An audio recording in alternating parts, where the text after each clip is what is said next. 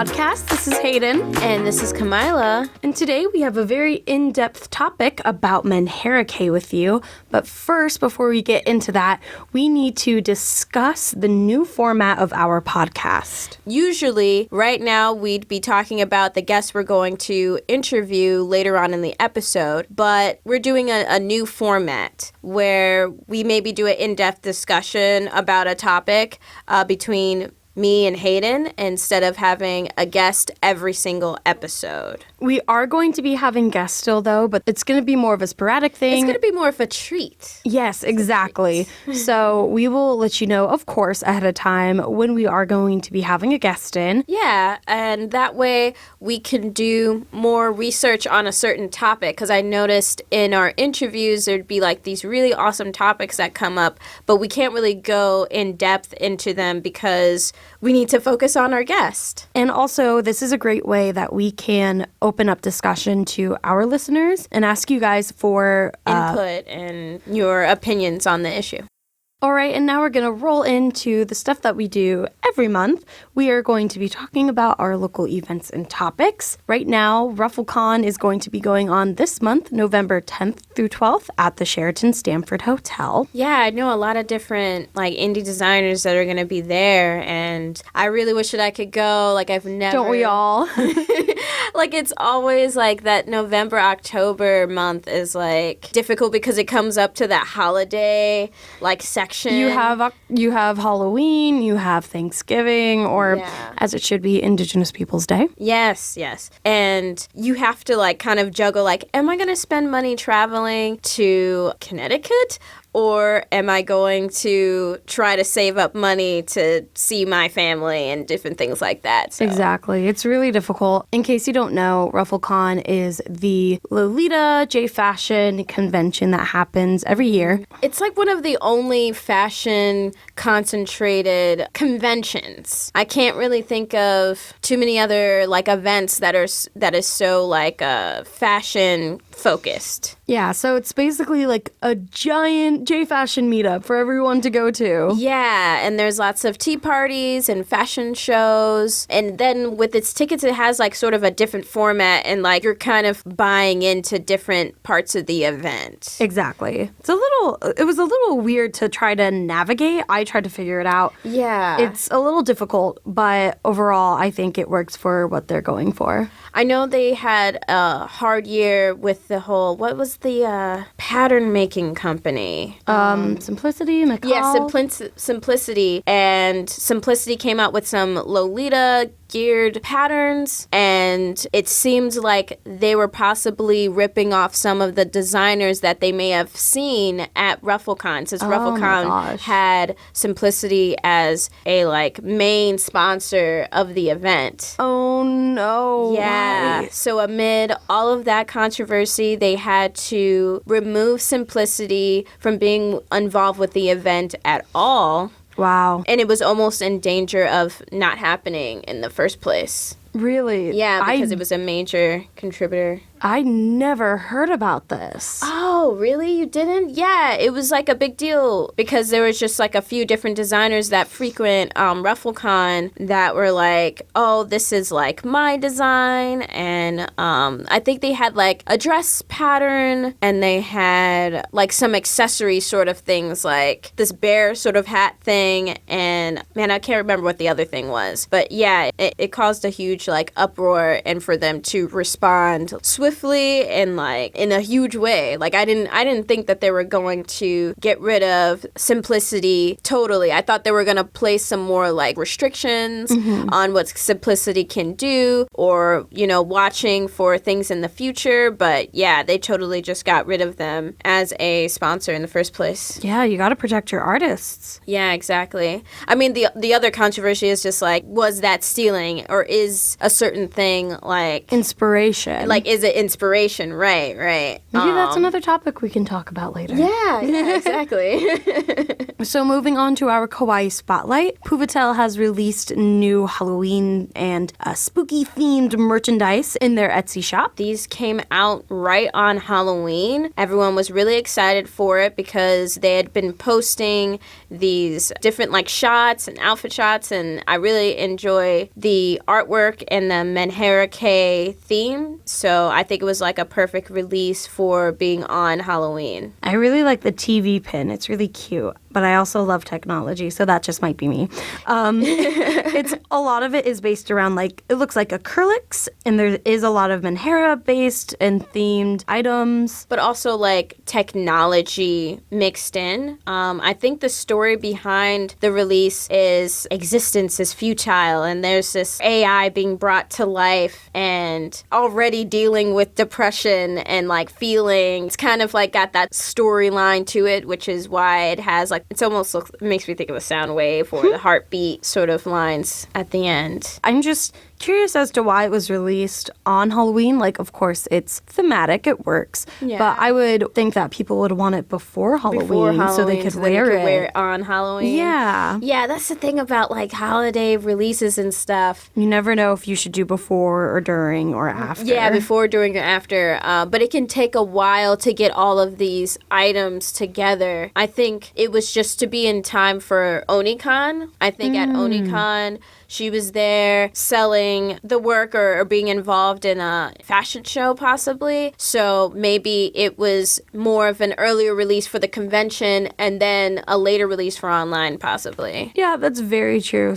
And she also sells stuff in this theme. Maybe not exactly the existence is futile storyline, but many of her items are very like creepy, dark. If you're buying from Puvatel, you wear dark things all year round. Very true, very true. I mean, but don't J fashioners always look like wearing costumes? Yeah, right? Like, Halloween is kind of like our one time that's like, we can almost be accepted. Almost. Yeah, I didn't even dress on Halloween, and then 2 days before, I was in J fashion just around town, and this lady was like, "Oh, I love your costume." And I go, "Thanks, it's not a costume." Yeah. And she's like, "Oh, I'm sorry." I'm like, "You're okay. I'm just letting you know." Yeah. It's just like, yay, someone will actually compliment me and not think like, you're dressing weird for your age, or why are you dressing like this? But then it's also like, you're still wrong, though. Yeah. It's a very interesting thing to have to deal with. Yeah. And I guess for Halloween, I was just a normal person because I'm never a normal person any other day.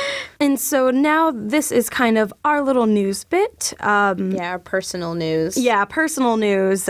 We have it labeled as news, talking points, and topics. I wouldn't really say it's like local news because it's our thing. It's our personal news, which I think that's a good descriptor of it. Right.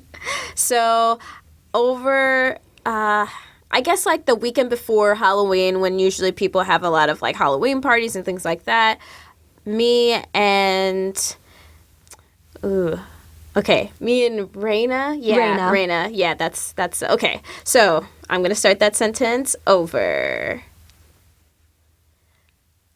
So during the weekend before Halloween, usually there's a lot of like Halloween parties and things like that. So me and Raina decided to host a like supernova birthday party sort of event.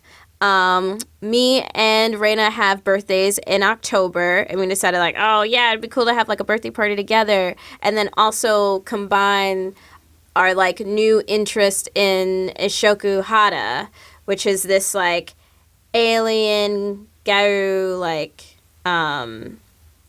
subgenre. It's kind of like mixed together, and you paint yourself in body paint, but then you kind of wear like maybe like garu clothes or Uchu or uchu-kei or things like that. So by the way, shout out to you guys who corrected us on Uchu-kei. Oh yeah, the spelling. Oh my gosh. Thank you. We very much appreciate that. I don't know how that happened. Maybe it was like thinking about Uchu and I put K together and like Uche. Uche. But yeah, anyway. It was really fun. We went karaokeing. We grabbed food beforehand. And food after. Yeah, and food after, because we are a bunch of hungry kids. Yeah. It was really interesting because I was the first one to arrive at the restaurant, and I was wearing kind of a combo Fairy Kay Lolita outfit with some simple galaxy makeup on my face, just around my cheeks and my nose. Yeah. And people were... Space prince. Yes, I was a space prince. And people were kind of already looking at me like, what is this person doing? They were not prepared. I told them we're going to have about 7 to 10 people arriving. Yeah. They did not know what to expect. Yeah. Because in walks Kamilah and Raina. Oh, please. Yeah, Raina was in this like kind of like aqua colored face paint and had like these glowy contacts in her eyes. Bright yellow wig. Yeah, bright yellow wig. And then like, I think this like black outfit that was all like shiny and stuff, but it had like bones on like the top of it and stuff. It was really cool. And then I was like in this like pink space outfit with like a heart cutout in the middle and some like really big pink moon boots. And purple face paint. Yeah, and purple face paint with like stickers on it and pink hair. So it was like, oh, hey, we're here. And I had like these like antennas coming out of... Little puffball antennas. Yeah, little puffball antennas. So that was like... It was also very cold, but I think it was survived. Freezing. Yeah, I was a precursor, and even then they were not prepared for what we had in store for them. Yeah, exactly. And then there was even more people that showed up in face paint at the karaoke lounge. Yeah. A couple of Raina's friends were dressed up with like pink and purple face paint, or was it pink and red? Or yeah, I think it was red and pink. I don't know. We get like so confused on our colors because inside of the lounge there was all these like colorful lights and stuff, and so it wasn't giving like an accurate color. But they had googly eyes stuck to their faces, and it was super cute, and I loved it. Yep. And so before we get... Hold on, I got to adjust. All right. So before we jump into our discussion topic, we do have 2 more things to talk to you guys about. We want to make it known that our Gmail is there for you guys to send us topic ideas. Yeah, let questions. me back that up. Okay. So we do want to make it known that we have a Gmail account, and you guys are more than welcome to send us emails, whether it's for topic discussions, if you want to be a guest on the show and you live around Chicago. Oh, questions. Yes, questions for us, questions for potential guests. Our Gmail is, let me see. Where is it? Our Gmail is o-kei.podcast@gmail.com. It's O-kei. It's O-kei.podcast. Cool. Oops, way too far down. So do you want to talk about sponsors or? Oh, sure. What are we trying to say for them? Just basically like we are opening up to sponsors if there are shop owners or if there's any businesses out there who want to. And should we tell them just email us? Yeah, just email us and we'll give you the specs. Okay, all right. And we're also opening up sponsorships. So if you're a kawaii business or even just something that you think might appeal to our audience, it doesn't have to be like a clothing item. You can email us and we will pause. Oh. Just because we might get sponsors from Squarespace. I mean, that's way in the future because probably not now, but we just want to open it up to anyone. Yeah. So let's redo that. Just try not to restrict it. Okay. Okay, all right. So we are also opening up sponsorships. So if you're a business that thinks that your product or service would appeal to our audience, you can email us and we will give you the specs and the details on how we can make a shout out for your company. Yeah, thank you all so much. All right, and now we are going to jump into our discussion. We do want to give a precursor about this. We are going to be discussing Menhera K, and for some pieces, and for some people, this can be a very sensitive topic to them. We are going to be talking about self-harm, and we're going to be talking about suicide, and these are very sensitive topics. So we just wanted to let you all know, if you're not comfortable with that, you're more than welcome to tune out. That is completely okay. Yeah, and our topic with Menhera fashion is, what does this style say about mental illness, if it says anything at all? So Kamilah did the majority of the research into this fashion so I'm going to let her give a precursor. Oh, okay. Well, Menhera fashion can be somewhat controversial. Okay. All right. So Menhera fashion can be somewhat controversial just by just looking at the face of it. It's got characters that have these injuries, bloody noses paired with smiles, bandages, possible mutilation, and it's kind of like, you can look at it and think what's going on? Why, what is this trying to say? And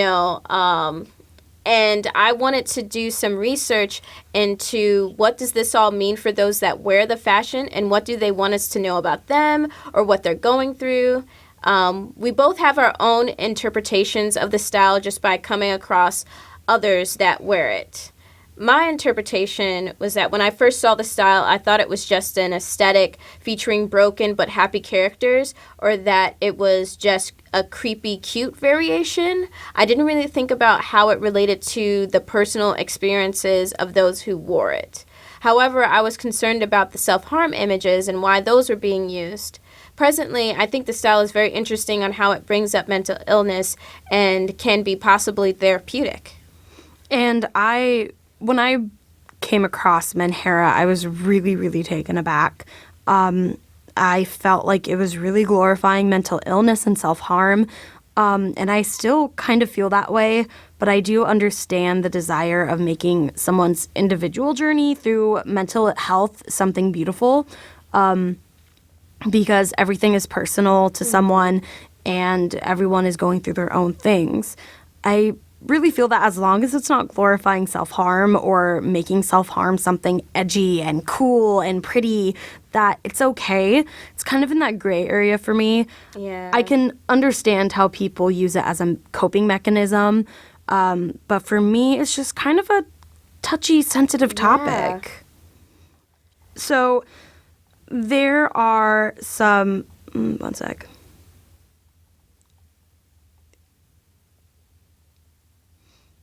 So we're going to start with the basics of Menhera K. Menhera is a Japanese slang term that means mental healther, or for some of the sources that we found, it meant mentally unstable, which is something that gets into a bit of an iffy subject. Yeah, exactly. With those words and descriptors, it's kind of like, is that a negative? Is that a positive? But I think that's also the nature of this style, bringing that up. Menhera is not said with the usual K descriptor afterwards. In fact, it can be considered disrespectful to add it. This, I feel, contributes to Menhera describing something that goes beyond fashion and more so describes an experience.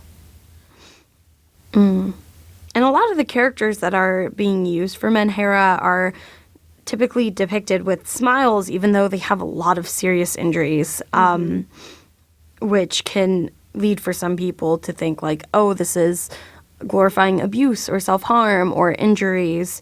But for a lot of people with mental illness, it's hard to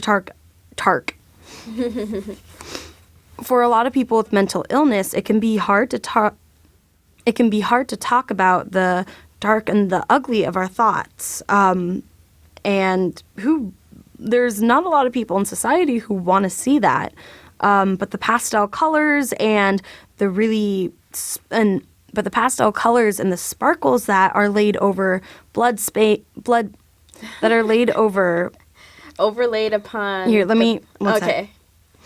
But the glitter and the pastel colors that are overlaid on bloodstains and the frilly eye patches and bandages, it makes it seem bearable and kind of pretty. It gives it an aesthetic appeal to the gore that's there.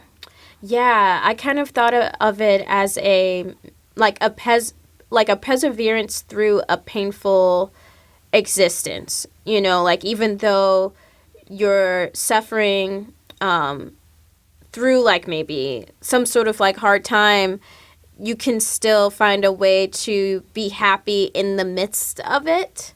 Yeah, like just, I don't know. It's kind of like being able to accept it for what it is. And there's a lot of people in the community who really use Menhera as a banner, and they flaunt their, I don't want to say flaunt because that seems negative, but they really show off what they have in their basket of mental health issues, which I think is very interesting. Yeah, for example, Ao Uni, who organizes a yearly art fair called the Menhera exhibit in Japan, proudly waves the banner of Menhera and even tweets from the hospital during visits. Could you imagine being so open about your imperfections?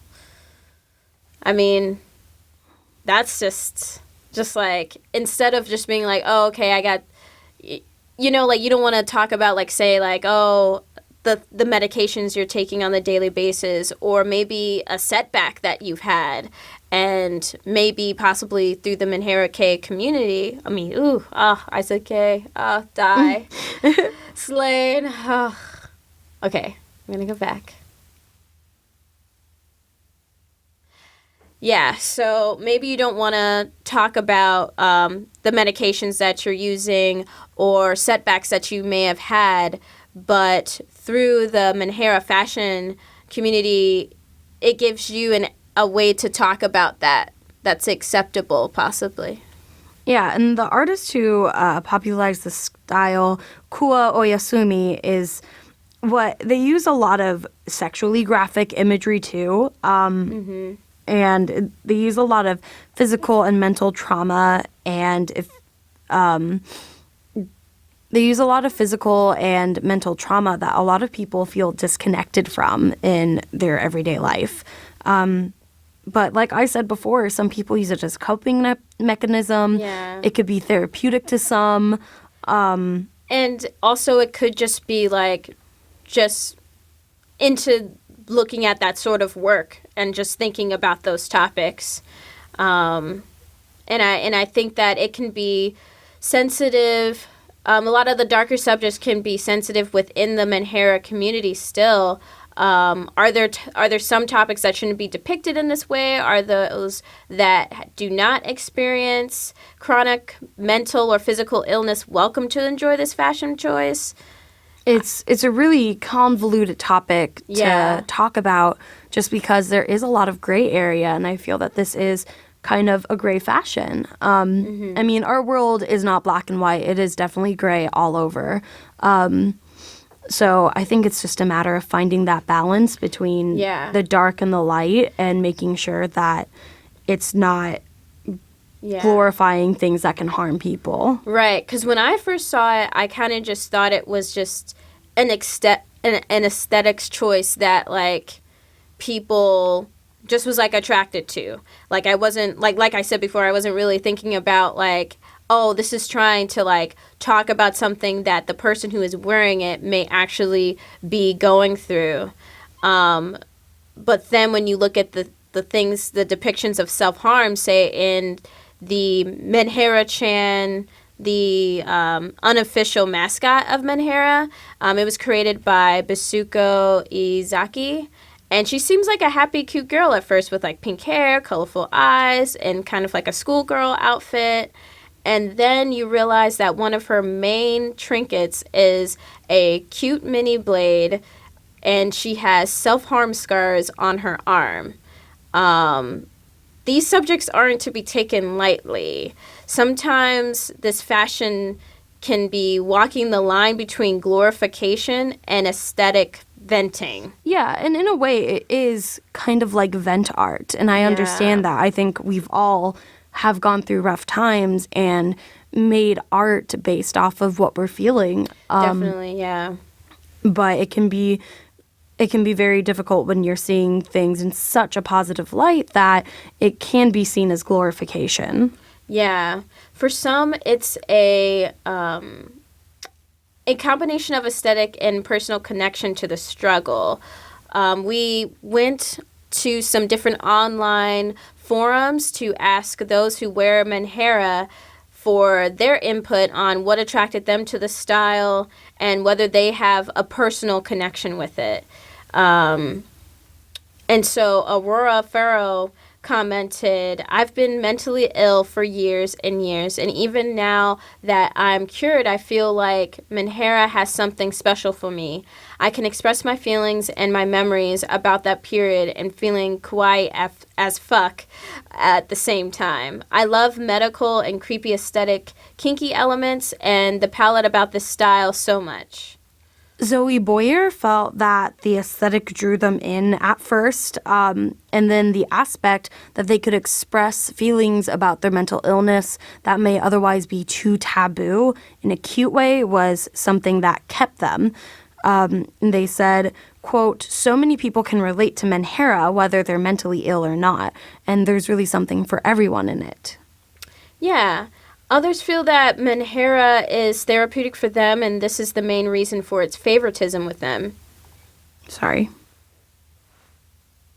For Imani, Menhera holds a deep place in their heart as a culture that can allow them to express themselves and vent without going forth with doing the actual thing.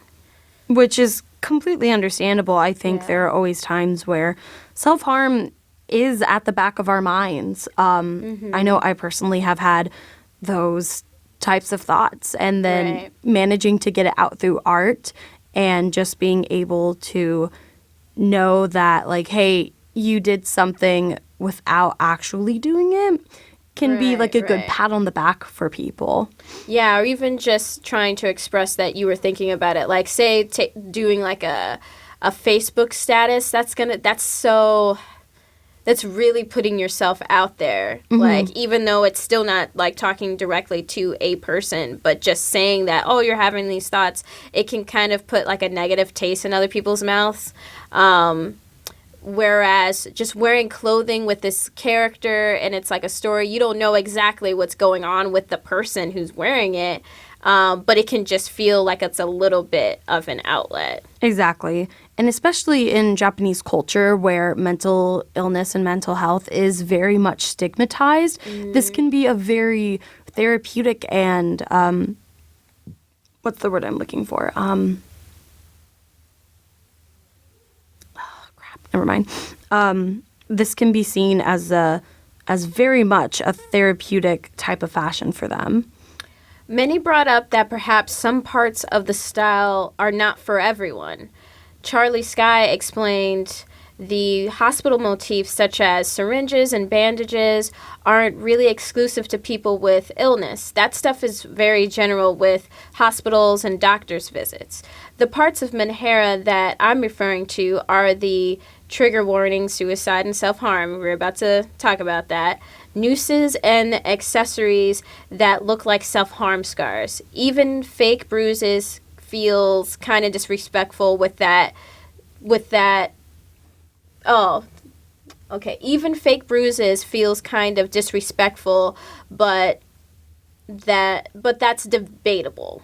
Menhera can be a very fun fashion for everyone, but when it gets too close to mocking or glorifying suicidal ideation, self-harm, and other stuff, it becomes very not fun for the people that actually have to deal with that stuff. Yeah, I remember when I first came across it, I was shocked because I thought people were making fun of something that I thought that people were making fun of or glorifying something that I had personally experienced, and it felt mocking. Yeah, I mean, I think a lot in our culture, we talk about, like, dying and hurting and killing ourselves in a very just flippant manner. Like, you know, we have, like, memes, we have Facebook frames, we have, like, just, like... KYS. Yeah, yeah. KMS. Yeah, KMS, yeah. And you're just like... Or you do something embarrassing and you're just like, oh, kill me now. And then it's kind of like... It's really interesting. It's just like, how serious is that? Like, should we be doing that? Yeah. And it feels like almost like with Menhera, it's kind of a similar expression of just like, ah, kill me now. But it's just like, really, though? I don't know. Yeah, it's like hard to know like how serious this is being taken, or whether it's a joke, or whether this is, you know, a source of venting. Mm-hmm. Kiana added that... and she's quote, this is a quote, I love the doctor, hospital, pills, and other slight gore aspects. But when I see things like razor blades and self-harm being sold as a product in pins, buttons, clothes, etc., depicted in artwork is fine, as it could be vent art, but not sure. It really bothers me, and I feel like it should be something only people who have experienced it can wear, if at all. Otherwise, it is a bit insulting. Especially because you don't know where people are in their personal journey. Yeah. That's why I try to abstain from those types of motifs, just because there could be other people walking on the street, and if I'm wearing a razor blade around my neck, other people can see that, and it could spark their desire for self-harm. Oh, yeah, that's so true. Even with, like, saying there's this phenomenon when you even read a story about suicide, it causes this... domino effect of other people committing these acts just because they've like read about it and kind of been inspired by it. So like with that in mind, wearing something that's like showing that can definitely, you know, you can definitely think about possibly triggering someone else to do the same thing. I've seen some of the pins that have nooses. It'll be like a heart pin, and then there's like an illustration of just a noose inside of the button. And that kind of like shocked me even more than the I guess razor blades or self-harm marks, because I'm just like, It's so finite. Yeah, that type of motif implies something so final. Right. And the heart around it, I'm just like, so is it you love, like, feeling like you would want to do this? Like, I'm trying to, like, figure out, like, what is the sentence and what is the message of that button? And I know that you could just take it as just like, oh, well, it's just... You know, it's just saying like, yep, I have these thoughts.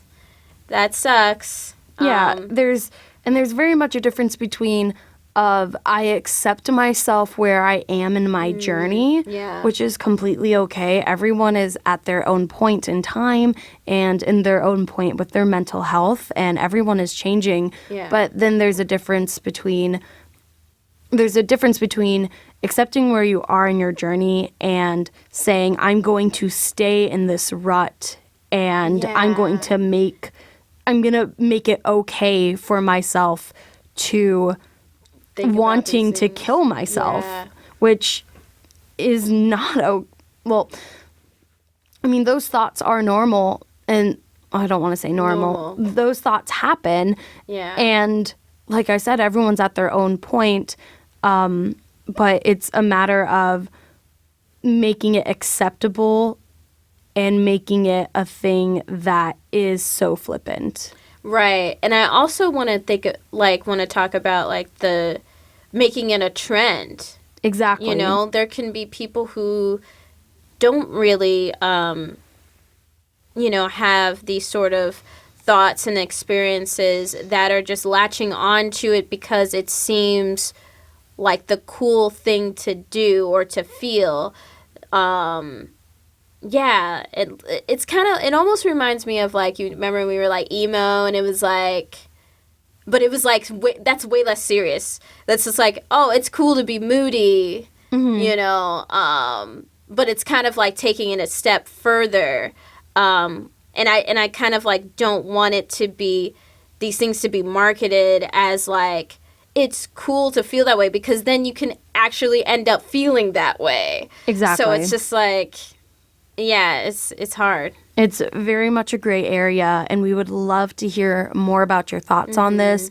Please leave us comments, send us emails, talk to us about this. Again, we always love to hear from you, and we always encourage you guys to tell us your opinions on our topics. Yeah, definitely. And okay, so this has really been an insightful research project for us. And before we go, Kamilah, I want to know what your new opinions are for Menhera before, because we covered how we feel before. Yeah. How do you feel after doing this? I definitely feel like I know more about the style, especially when I'm like researching the artists and designers who who popularized the trend in fashion. And I guess I'm thinking about more about how it can have a negative impact, but also there's these other positive impacts. Like someone was talking about how some of the blogs featuring this style has self-help or self-care tips, or articles about coping mechanisms, and I think that that's a way that Menhera can be a positive. And if it were to just keep going in that direction of just like, okay, accept where you are right now in the journey, but things, maybe can get better, or you could just make this one day or one moment better. I think that's like a really good way that this style can still be a source of like venting and expressing the negative side of these feelings, and helping someone like moving forward, rather than like, let's stay in this because this is beautiful sort of message. So it's definitely like opened my eyes to how complex the fashion is. Yeah, it is really complex. And after doing this, I really learned about how not to take things at face value, because you really don't know a person until you know them. Yeah. And just seeing something and immediately saying like, this is wrong or this is right is not okay, because we are very much in a gray world and we don't know everyone. We don't know where a person is in their journey. We don't know why they do the things they do. So I've learned to like get to know people and ask questions, talk with them. Discussion is so important. Yeah, discussing it with the other members, I was thinking like, oh, okay, a lot of other people feel the same way. Like, it's just not like, oh yeah, like depicting, suicide. Yeah, it's totally fine. I don't feel anything when that artwork happens. It's just like, no, people are thinking about that, and they're having a nuanced response to the artwork. Exactly. Oh, let's see. Oh, I did want to put in a closer. All right. Thank you all so much for listening to us. If you enjoyed this, please share it on Facebook, share it on Twitter, share it any type of social media. Word of mouth is the best. What's the word I'm looking for? The boys do something, I forget. It's the best way to help us out. Yeah, okay. Word of mouth is the best way to help us out. We are still a very small podcast. Yeah. We have garnered over 100 likes on our Facebook, which is great. But of course, we want to make our reach to an even wider audience so we can Right. talk more to people about J fashion and learn more about it with you guys. Yeah. So if you could share this on your social media, that would be great. And we thank you all so much for listening. Yep, comments are welcome. Oh man, we'd love a discussion on this, or just, like we said before, giving us comments through email or anything like that. That'll be awesome. Yeah, really excited. All right, y'all. Until next time, this has been O-kei Podcast. I'm Hayden. And I'm Kamilah. See y'all next time.